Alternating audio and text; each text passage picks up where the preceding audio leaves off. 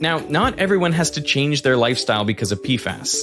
But if you're in a high-risk group because of pregnancy or because you live or work in a PFAS-contaminated area, you might want to consider it. Firefighters have especially high PFAS levels because their gear and foams are laced with them. Remarkably, a 2022 study found that when firefighters donated blood or plasma frequently enough, they reduced their PFAS levels by up to 30% within a year. And it's kind of ironic that, our health system's coming back to bloodletting.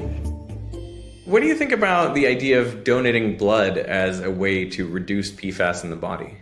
I've never heard of that as a strategy. That's kind of interesting. Well, I definitely recommend people donate blood more frequently, not because of PFAS exposure, but because of the fact we desperately need blood. What's important to note is that, especially in this current administration, we need to be very careful about shifting budgets away from research agencies, because without that research, the guidance that I'm giving is going to be significantly more flawed. The reason I'm able to talk about what we know and what we don't know comes from that research. So if we're going to be cutting the budgets to these major agencies and letting scientists go, we're only going to get worse and worse information.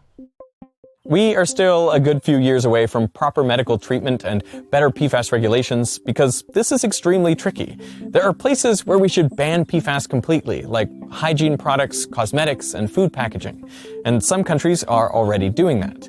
But we also can't ban PFAS altogether, at least not yet, because we still rely on these chemicals for things like medical implants, and it's currently impossible to make semiconductors for our electronics without them.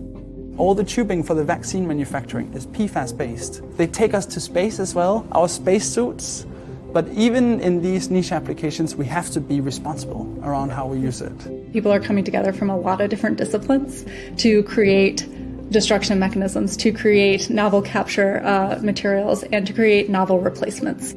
I am excited and inspired by all of the great work that's going on around me. So I think if people want to learn more, I would advise them to learn about the risks, but then also learn about the new technology that's being developed that will hopefully put us in the right direction.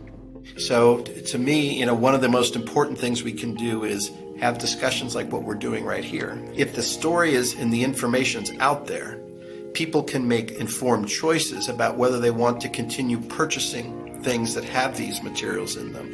And what we're seeing is consumers, as they do become aware, are saying, no, we don't want these chemicals. And companies are voluntarily coming forward and taking these chemicals out of products because the consumers are now demanding it. We've been here before with leaded gasoline, Freon, and asbestos, and each time we did the research and made the right decision to phase these chemicals out.